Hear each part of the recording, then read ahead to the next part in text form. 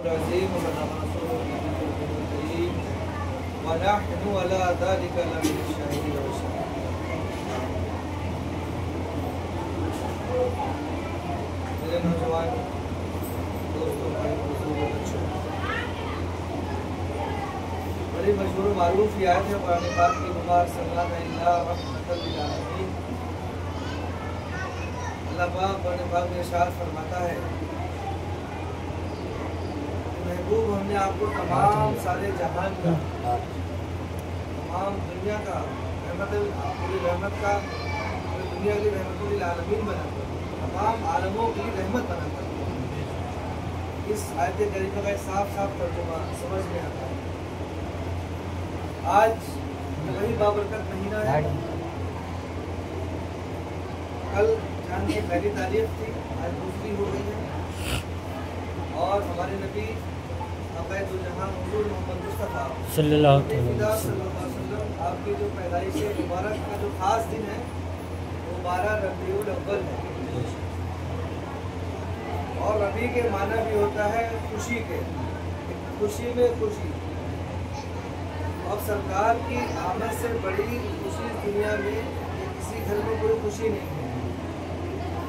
ہمارے نبی کی دنیا میں تشریف لانے سے پہلے اس سے بڑی کوئی خوشی کسی کے لیے کوئی خوشی نہیں ہے. تو ہر ذمہ دار، ہر انسان کی، ہر مسلمان کی ذمہ داری بنتی ہے کہ وہ اپنے گھروں میں ایک چھوٹی سی محفل سجائے اپنے حسب حیثیت، خدا اور اس کے رسول کا ذکر کی محفل سجائے. نبی کی شان ہے، بتائے نبی کی شان اقدس کیا ہے؟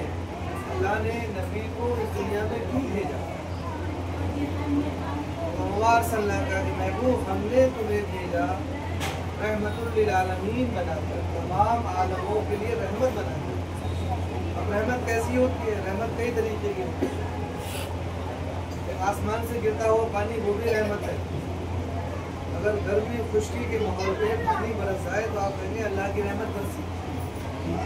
تو گویا کہ چنانچہ جو لفظ رحمت ہے یہ بھی اسی سے منسلک ہوتا ہے. وہی رحمت کا حصہ ہے، اسی کا ایک چیز ہے کہ رحمت جو بارش ہوتی ہے. تو اللہ نے، اگر آپ کسی کے ساتھ خوشی سے پیش آئیں یہ بھی رحمت ہے. کسی کے ساتھ آپ صلح رحمی کریں یہ بھی رحمت ہے. کسی کے ساتھ حسن اخلاق سے پیش آئیں یہ بھی رحمت ہے. اور یہ تربیت کی تعلیم ہمیں کہاں اور کس سے ملی؟ ہمارے نبی صلی اللہ تعالیٰ علیہ وسلم، ہمارے نبی صلی اللہ علیہ وسلم سے ہمیں یہ تربیت کی. ہمیں ایمان ملا تو کہاں سے ملا؟ نبی کی شان اقدس سے ملا. اگر نبی نہ ہوتے تو یہ آسمان نہیں ہوتا، یہ زمین نہیں ہوتی، یہ آرائش کی چمک دمک نہیں ہوتی.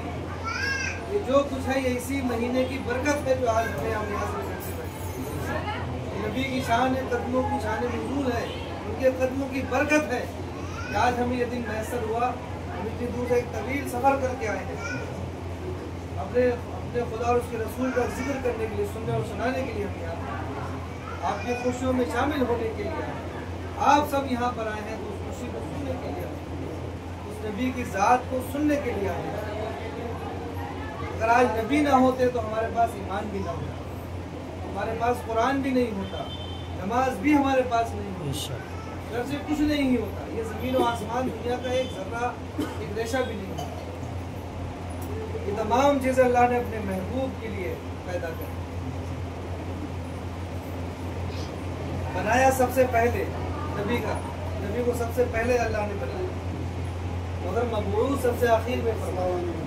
تمام انبیاء آئے، تمام نبی آئے، اور ہر آنے والے نبی نے بتایا کہ میرے بعد ایک نبی آنے والا ہے جن کا نام محمد رسول اللہ صلی اللہ علیہ وسلم. وہ انہی نبی کا ذکر تھا، اسی ذات اقدس، پاک ذات اقدس کا ذکر کرتے ہیں.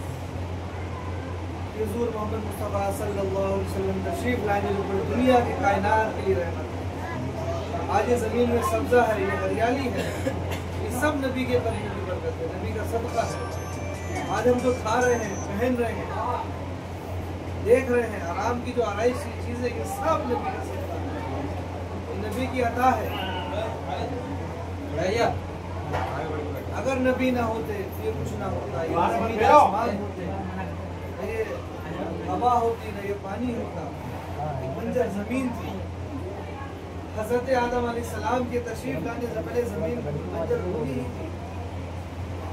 وہ نبیوں کے سب سے پہلے نبی ہیں تسلسل کے حساب سے، ترتیب کے حساب سے. کیونکہ انسانی مخلوق میں ایک ذریعہ تھا، حضرت آدم علیہ السلام کو اللہ نے ذریعہ بنا کر دیا. بے شک آج انسان کی جو تخلیق ہے، نفس انسانیت کو ہم دیکھتے ہیں، پہچانتے ہیں، اس کا سب سے پہلا اگر کوئی انسان اس دنیا میں واحد ہے وہ ذریعہ بنے حضرت آدم علیہ السلام. اللہ نے وہ ایسا ذریعہ کرا. اس وقت وہ زمین بالکل بنجر تھی، خشک زمین تھی، نہ ہوا نہ پانی، کچھ نہیں تھا. بڑے پریشان ہوئے، اللہ سے دعا کری، گریہ گزاری کری، اللہ نے دعا مقبول کری. انہیں کی بائی پسند سے حضرت حوا کو پیدا کیا. جو ایک دوسرے کا ذریعہ بنے، ایک دوسرے کا ساتھی بنے، ایک دوسرے کا جوڑا بنے. پھر وہاں سے اس دنیا کی پوری تخلیق ہوئی، وہاں سے دنیا پوری چلی، رفتہ برفتہ آگے بڑھی. آج آپ پوری دنیا عالم اسلام میں جو انسانیت دیکھ رہے ہیں، نفس انسانیت دیکھ رہے ہیں، یہ نبی حضرت آدم علیہ السلام کے ذریعے سے آئے اور آنا مقصد تھا نبی کی شان. بے شک اگر نبی کو اللہ نہ اتارتا ہے زمین پر، نہ بناتا، تو پھر یہاں کسی کو آنے کی ضرورت نہیں، بے شک کسی نبی انبیاء کی ضرورت نہیں تھی، بے شک کسی چرند پرند کی ضرورت نہیں تھی، بے شک کسی آب و ہوا کی ضرورت نہیں تھی، کسی زمین و آسمان کی ضرورت نہیں تھی. بے شک مگر نبی کو سب سے آخر میں لایا گیا کہ اب نبوت کا دروازہ بند، یہ آخری نبی. ہمیں جو ایمان ملا، ہمیں جو قرآن ملا، ہمیں جو حدیث ملی، یہ نبی کے ذریعے سے ملی، ان کے اصحابہ کرام کے ذریعے سے ملی، اولیاء کاملین کے ذریعے سے ملی. ان بزرگوں کا احسان ہے ہم پر، کروڑوں احسان ہے بے شک کہ آج ہمیں ایمان ملا ہے. ہم نبی کی محبت کو پہچانتے ہیں. نبی کے نام آتا ہے تو اپنے فوٹو کو، اپنے لبوں سے اپنے ہاتھوں کو ہم لگاتے ہیں، چومتے ہیں جب نبی کا نام آتا ہے. یہ ہمیں سلیقہ کس نے سکھایا؟ یہ محبت ہمارے اندر کس نے پیدا کری؟ ہمارے بزرگوں نے، ہمارے علماؤں نے، ہمارے اولیاء کاملین نے. ان بزرگوں سے ہمیں سلیقہ ملا. تو ہمیشہ اپنے بزرگوں کی پیروی کرتے رہو، اپنے بزرگوں کے خیر خواہ رہو. وہ جو ہدایت کریں، چاہے وہ ہمارا علماء ہو، مسجد کا امام ہو، کوئی بھی ہو، گھر سے کوئی بھی ہو، سب کی تعظیم و تقدیم کرنا آپ پر لازم ہے. آپ سب کے اوپر ان کی تعظیم و تقدیم، کیونکہ علماء ورثۃ الانبیاء، نبی کی وراثت ہے. العلماء وہ ورثۃ الانبیاء، علماء نبی کی وراثت ہے، وارث ہیں. اگر آج ہم تک دین کی باتیں پہنچی ہیں، قرآن کی باتیں پہنچی ہیں، تو علماء کے ذریعے پہنچی، یعنی دین کے ذریعے پہنچی، بے شک صوفیاء کرام کے ذریعے پہنچی. بے شک اور ہندوستان کی تاریخ یہ ہے، جان لو سب اس بات کو. آج ہندوستان کی جو تاریخ رقم ہوئی ہے وہ حضرت خواجہ نواز رحمۃ اللہ علیہ کی زندگی سے وابستہ ہوتا ہے. بے شک اگر وہ ہندوستان میں نہ آتے تو آج ہمیں ایمان نہیں. اگر نظام الدین اولیاء تشریف نہ لاتے تو ہمیں ایمان نہیں آیا. انہوں نے ہمارے ایمان کو تازہ کیا، ہمارے عقلوں کو کھولا، اپنی بزرگی سے، اپنے آداب سے، اپنے تہذیب سے، تمدن سے ہمیں ہمارے اندر سلیقہ پیدا کیا. مخدوم صابر کلیری یہ وہ صوفیہ کرام ہیں جنہوں نے اللہ کی رضا کے لیے زندگی گزاری. مخدوم اشرف چودھری، اعلیٰ حضرت فاضل بریلوی بہت بڑی قربانی. ابھی پرسوں میں حضرت مجدد الفسانی سندھین شریف بہت بڑے مجدد، 1000 سال کے زمانے پر وہ غالب ہیں. مجدد الفسانی جن کو آیا، وہ ان کی خدمات آج ہم ان کے بارے میں نہیں جانتے، ہمیں بتایا نہیں جاتا. اگر آج کے زمانے کے 100 مجددوں کو لا کر پیدا کر دیا جائے تو وہ مجدد الفسانی کے برابر نہیں ہو سکتے. اللہ نے کوئی عطا کیا. ان بزرگوں کا، ان علماء کا احسان ہے ہمارے اوپر. انہوں نے کچھ نیا کام نہیں کیا، انہوں نے صرف اپنے نبی کی تعلیم کو، تربیت کو ہم تک پہنچایا، اپنی زبان میں، اپنی انداز میں. جہاں جیسی زبان ہے وہیں اپنے آپ کو ایسا پیش کرتے ہیں. تو آج ہم اس گھر کے افتتاح کے لیے بیٹھے ہیں، ہم سب اکٹھے ہوئے. اللہ تعالیٰ ہمارا یہاں آنا، بیٹھنا اپنی بارگاہ میں قبول فرمائے، اور ہم سب بچے کے सीने में अल्लाह ताला इश्क़ रसूल पैदा फरमाए। आमीन। और हमारी नस्लों में अल्लाह ताला हमारे नस्लों में दर नस्लों में नबी की मोहब्बत पैदा फरमाए। आमीन। नबी का इश्क पैदा फरमाए। आमीन। ईमान की दौलत पैदा फरमाए। आमीन। और जिम्मेदारी बनती है आप सबकी कि आप अपने उलमा, अपने इमाम, अपने हजरत, कोई भी हजरत, हर आने वाले हजरत की ताज़ीम करें, उनकी तकरीम कीजिए। कहीं भी आप किसी भी खानदान खानदान से जुड़े हैं, एक अलग चीज़ है, एक अलग बात है, मगर ताज़ीम हर बुजुर्ग की लाजिम है। और उनकी जब वो तरबियत करें तो उसको सीखो और समझो। अपने उलमा से बार बार पूछो, जो मस्जिद के इमाम है, मौलाना है, इन्हें भी बहुत बड़ा आलिम है, अगर उसने अच्छी बात सिखाता है तो उसकी बात पूछिए। हज़रत अली करमुल्लाह वजहुल करीम फरमाते हैं कि अगर एक शख्स के अंदर 8 खराबियाँ हैं और उसके अंदर 2 अच्छाइयाँ हैं, तो उसकी 8 खराबी को नज़रअंदाज करते उसकी 2 अच्छाइयों को हासिल करो, उसकी 2 अच्छाइयों को सीखो। वो तुम्हारे लिए ज़रिया नजात बन जाता है, तुम्हारी मग़फ़िरत का ज़रिया बन सकता है। और अल्लाह की शान इतनी बड़ी है, अल्लाह गफ़ूरुर रहीम है, मालिक कायनात है। उसने ही आदम अलैहिस्सलाम को पैदा किया, उसने ही नबी अलैहिस्सलाम को पैदा किया। अल्लाह हर एक चीज से पाक है, बेनियाज है, लम यलिद वलम यूलद, खुद कह रहा है।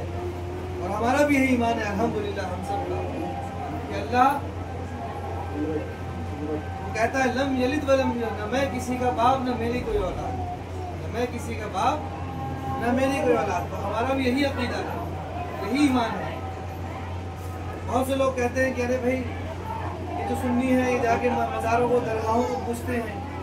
हरगिज़ नहीं, हम सिर्फ अदब करते हैं उस मज़ार शरीफ, उस मज़ार शरीफ के अंदर जो लेटे बुजुर्ग हैं उनकी ताज़ीम करते हैं, उनका अदब करते हैं, क्योंकि उन्होंने ज़िंदगी अपनी ज़िंदगी अल्लाह के हुक्म के मुआफ़िक़ ज़िंदगी जी है, अल्लाह को राज़ी करने के लिए ज़िंदगी जी है।